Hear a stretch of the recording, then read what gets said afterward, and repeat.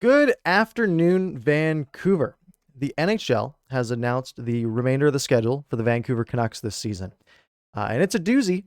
It is a doozy. I'm going to read the NHL's statement to start with here. But the gist of it, I guess, ahead is Canucks can open their practice facilities tomorrow, April 11th, and they can return to gameplay on April 16th. So that would be Friday night. They will be playing against the Edmonton Oilers. Let's get into the press release from the NHL Players Association or the NHL Public Relations team. The NHL announced today that pending today's test results, so basically, if there's no new positive tests, everyone's still sort of the same. We have some people negative, and a lot of people hopefully coming back negative. The Vancouver Canucks will reopen their facilities for practice on Sunday, April 11th, with a return to gameplay on Friday, April 16th. So a total of 7 Canucks games were postponed, which was March 31st through April 14th. So basically 2 weeks of games that need to be made up. The league has rescheduled those games with the team's 56-game schedule now ending on Sunday, May 16th. Now think about that. The NHL has extended the schedule to May 16th. The Canucks will return to play on April 16th. That is 1 month, folks. That is 1 month for the Vancouver Canucks to get 19 games in. The Canucks organization has and will continue to follow all recommended guidelines aimed at protecting the health and safety of its players, staff, and community at large as set by the NHL, local, provincial, federal agencies. Another note at the end of this, they're basically saying it is possible that the first round of the Stanley Cup playoffs for the East, Central, and West divisions could start a few days prior to the North division.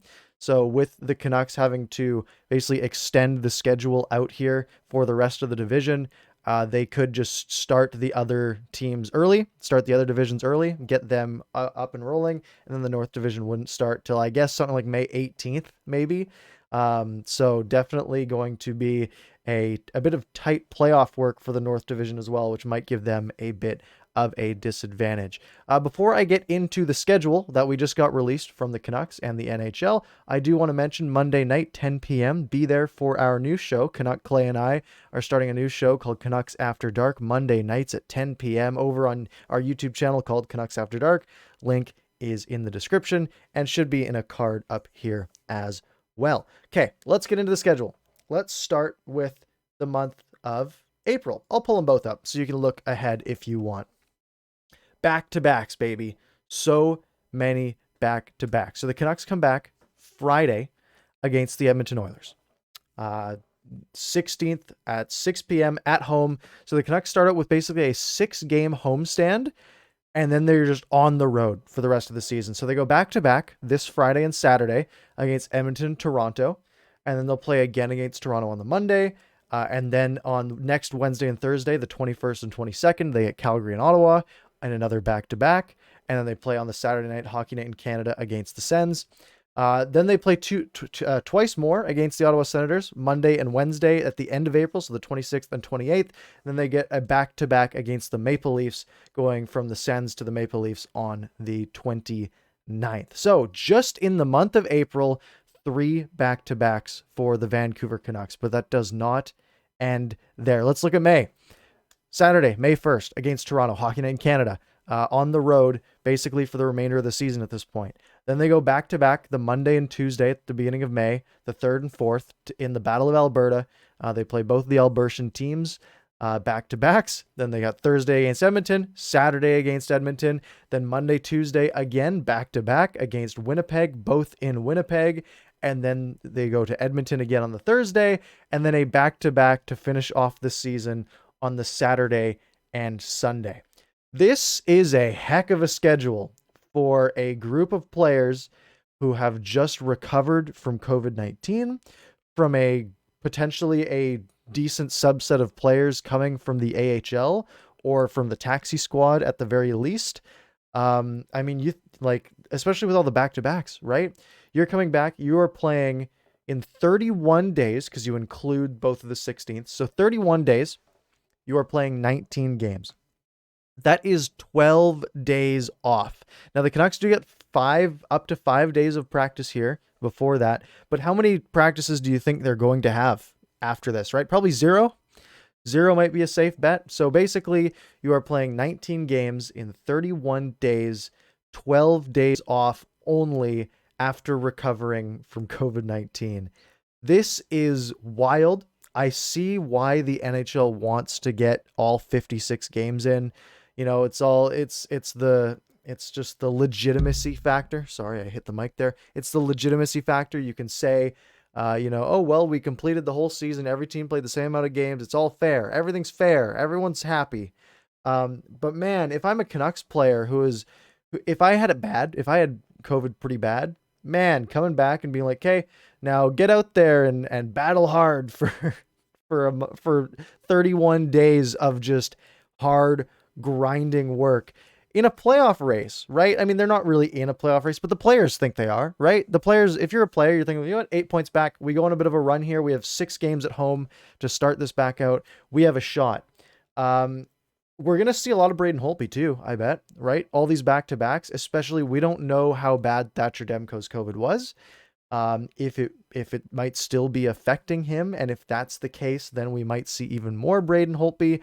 Or if Holtby had it pretty bad, then maybe Demko gets sort of run into the ground here on some of these back-to-backs. So, I mean, with the 6 back-to-backs, you'd expect to see Braden Holtby 6 times, which would mean a split of 13 games for Demko and 6 for Holtby to end the season, again, assuming everyone is healthy. The one shining light for the Canucks is when we did mention, 8 points back of Montreal, if you are trying to get into the playoffs, which again, I have my doubts. You have basically 4 games here at home: Edmonton, Toronto, Calgary. Not easy games, especially the Toronto and Edmonton ones, but they are at home. Might give you a slight advantage in that way. Again, you're coming off COVID though, so it might be tough. But if the Canucks can do decent in those games, then they get all 4 games against Ottawa in a row. And they all have a day of rest in between them. So the 22nd, 24th, 26th, 28th, all against Ottawa. If the Canucks can win all 4 of those, then who knows, right? That's when we'll know. Right. Either if the Canucks are useless against in those first 4 games, then we'll know that they're not going to make the playoffs. But if they go up against Ottawa in those 4 games and they can just take Ottawa out, then that might have a chance at getting them back involved, at least in some way. But again, I wouldn't get my hopes too high. So my overall thoughts on this: I think it's aggressive by the NHL. I think it's a power move to just try and get everything done. Extending the schedule to Sunday, May 16th, which might put the rest of the division at a disadvantage. That kind of surprised me. The fact that they're willing to make the North Division start their playoffs a little bit later, potentially, which could have an impact on those teams in the playoffs, right? You might have more back-to-backs in the playoffs like we saw last year, but that would only be in the North Division. So after the second round, whoever comes out of the North Division might be at a disadvantage. And I wouldn't have been surprised if the NHL was like, look, we care more about our playoff integrity than we do about our regular season integrity. So let's just put all the Canucks and Ottawa games at the end of the schedule so they don't matter. That would have been an option, but that is not the option the NHL took. They want to make as few changes to the schedule as possible, push all the postponed games into back-to-back slots or towards the end of the season, and that is pretty much what they did. One last thing I wanted to mention: Wednesday, April 28th against Ottawa. That game's at 2:30 p.m. At 5:30 in Ottawa, but 2:30 p.m. here. It's not a holiday or anything, so you might miss that one. So sorry about that. Anyways, that's pretty much all I've got. Again, another reminder: go subscribe to Canucks After Dark. It's going to be a really fun show. Also available on all of your favorite podcast platforms, except for Apple Podcasts, but it will be on there soon. It's just pending. Anyways, that's all I've got. The Canucks are back to practice tomorrow, so I'll have a video. We'll talk about who shows up to practice, because by tomorrow we'll have a good idea of who is recovered, who is back and healthy, and how everybody looks. So stay tuned for a video tomorrow from me. Anyways, I will talk to you tomorrow.